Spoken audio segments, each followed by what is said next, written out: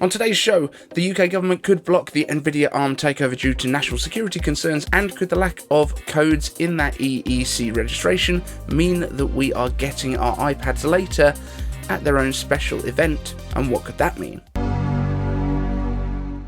I'm iCave Dave, and I simplify Apple so that everything just works for you. And if you want the latest Apple news, leaks and rumours every weekday at 12 UTC, like this video, subscribe to the channel and ring that bell. So yes, the first story today, the UK government could block the Nvidia Arm takeover due to national security concerns. Right now, Nvidia has kind of agreed to buy Arm from SoftBank, which is the current holdings company, and at the moment it looks like the UK government might not want that to happen. Now, Arm has historically always been based in Cambridge in the UK, but Arm Holdings has been owned by overseas companies for quite some time, SoftBank, I believe. I think it's kind of understandable that the UK government wants to keep some of this chip manufacturing and design expertise in the UK. It makes a lot of sense, and I think it's probably going to be a good thing for Apple in the long term as well, because with Nvidia taking it over, there was some lack of clarity, I guess, on how they would deal with ARM going forwards and the architecture that so many different companies use. Now, ARM at the moment just licenses it out,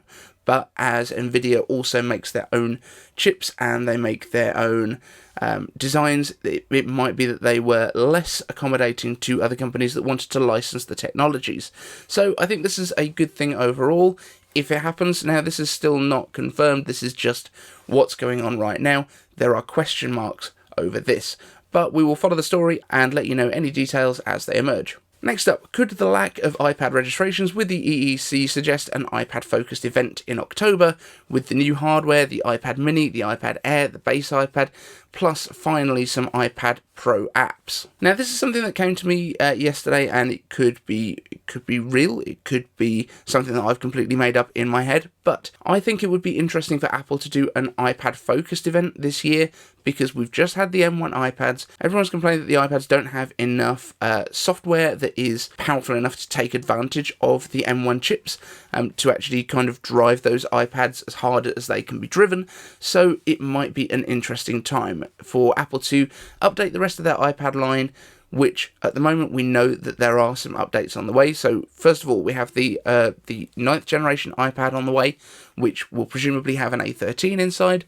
This is my hot take based on the fact that the A12 is in the current one. We're hearing that it may or may not get the iPad Air 3's design language, which is the slightly thinner design with a larger display, which would be 10.5 inches instead of 10.2. Also getting that laminated display for the first time. Then we have the iPad Air, which is currently out. That's the one that I have right now, and that is a 10.9-inch display, but with the liquid retina style, with the thin bezels all the way around and no home button. That potentially could be going up to an A15 processor and also gaining the camera layout from the iPad Pro. So that would give it LiDAR for the first time ever. That would give it dual cameras, and yeah, so that would be a regular and an ultra-wide camera, which would be pretty awesome. I would love it as well if they were to bring center stage to the FaceTime cameras on the iPad Air. Not sure whether that would be a thing that they would do or not, but I think it would be pretty awesome. And finally, the iPad mini, which we've seen leaks again for a redesign in the style of the iPad Air and the iPad Pros, with the flat sides, potentially with its own smaller pencil, which would be pretty cool too. And again, probably the A15 inside, which would put the iPad mini and the iPad Air in their own kind of category, which would be pretty nice. But what are you going to do with all of this new hardware if we don't get some new apps?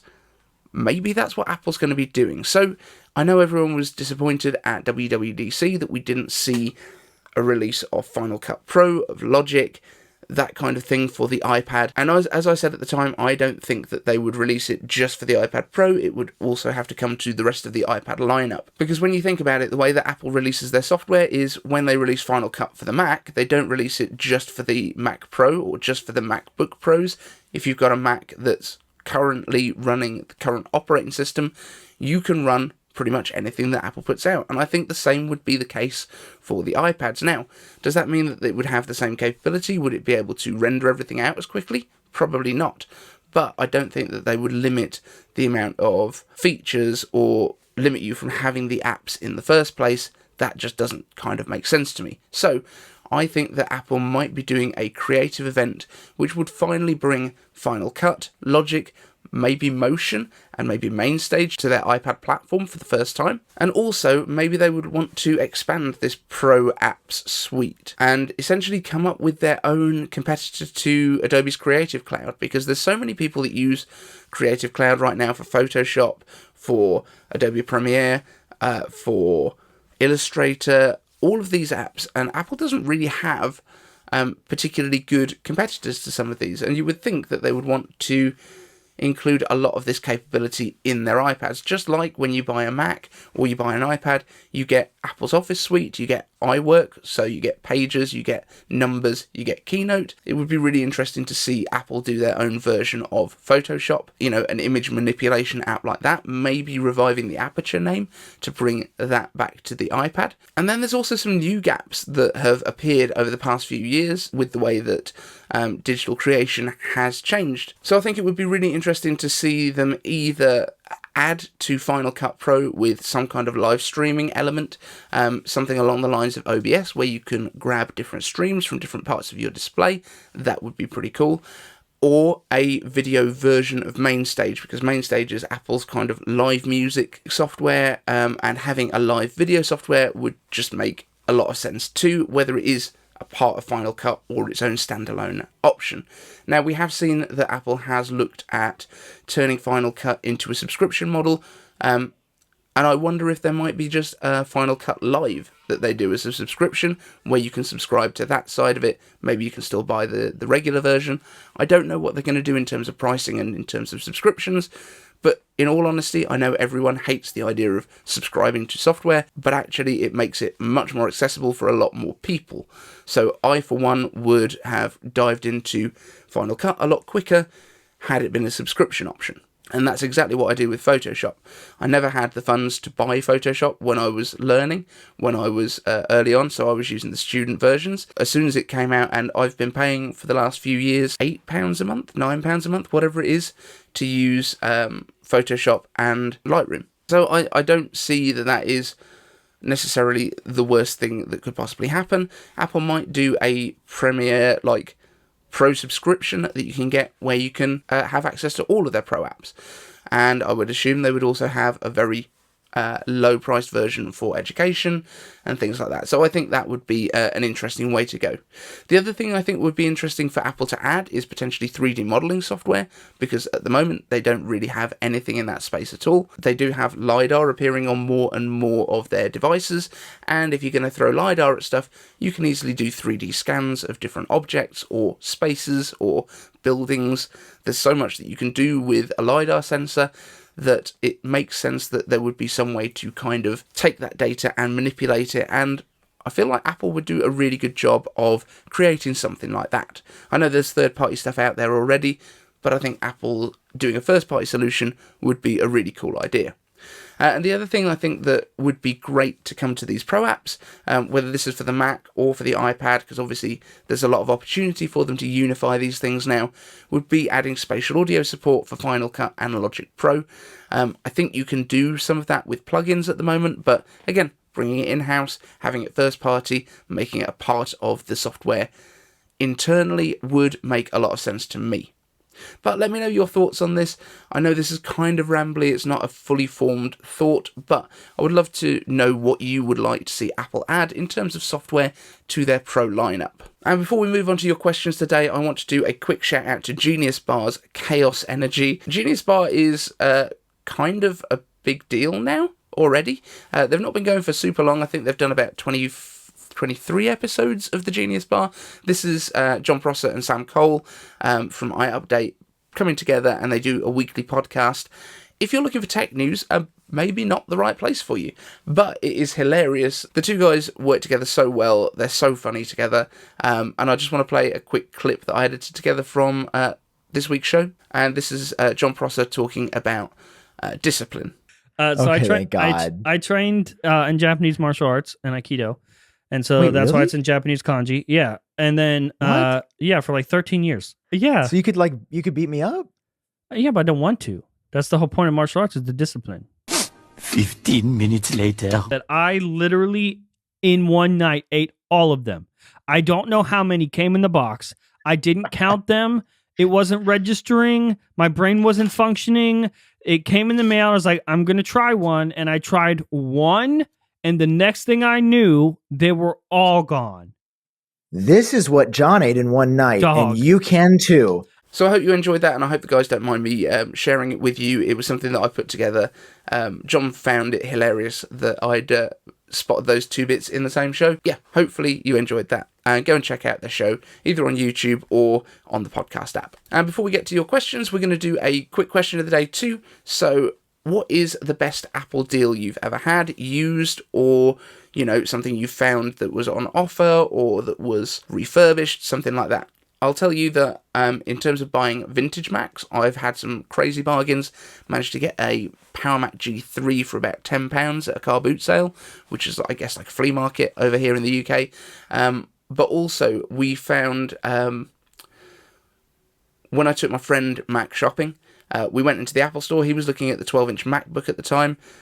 I guess I should apologise to him now for having him buy one of these things, but he was quite happy to throw down $1,300 for one of these things brand new. And I said, well, let's just have a quick look round and see if there's something used that we can find.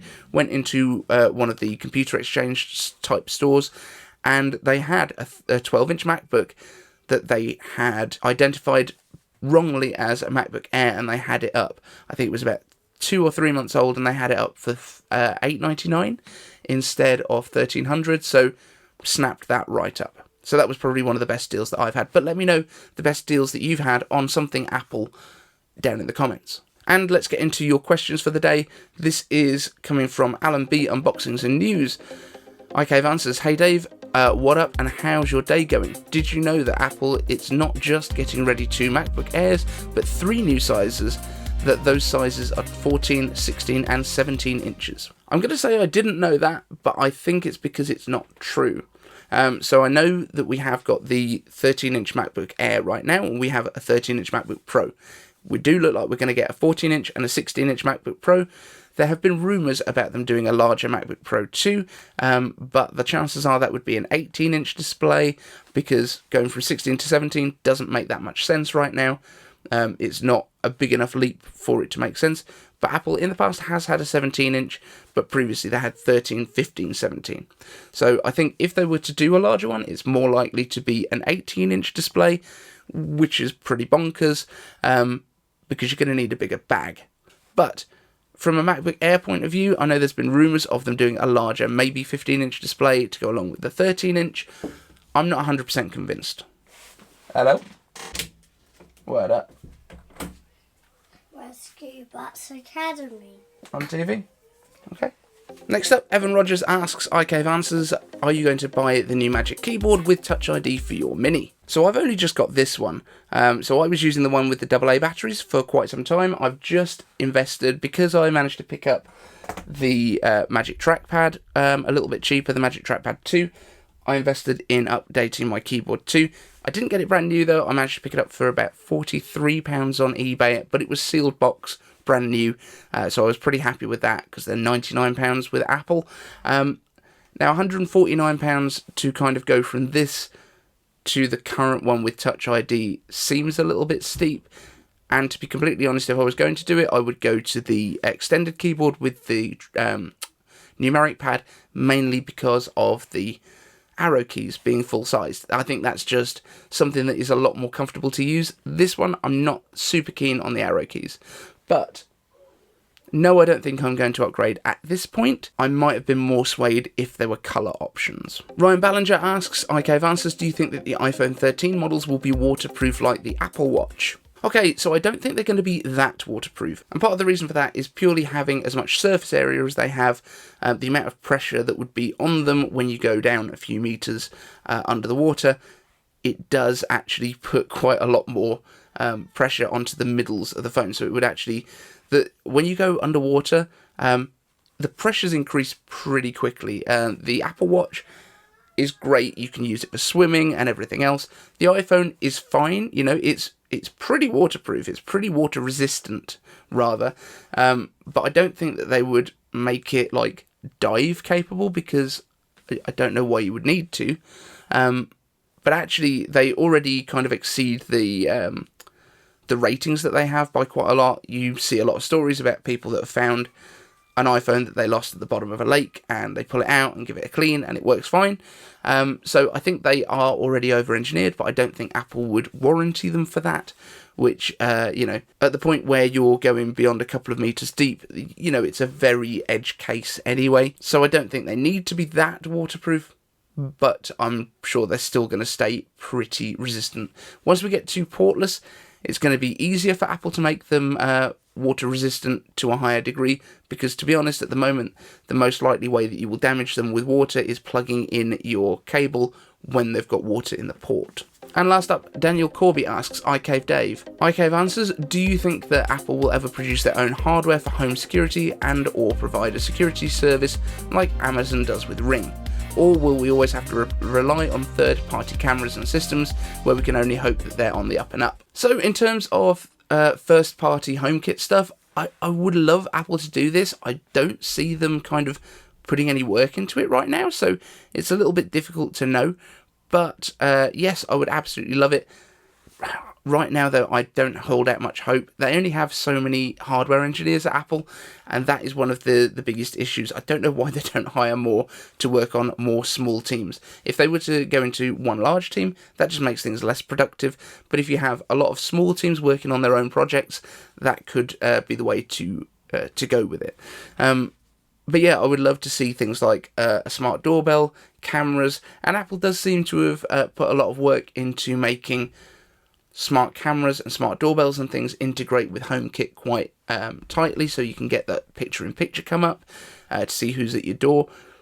On things like the Apple TV, I think that is the sort of thing they could also bring to an iPhone. Now they've got picture-in-picture there, but right now I have no evidence to say that they are doing, unfortunately. So thank you once again for joining. Don't forget iCaversary coming up. Make sure that you go and set a reminder for that. August 15th.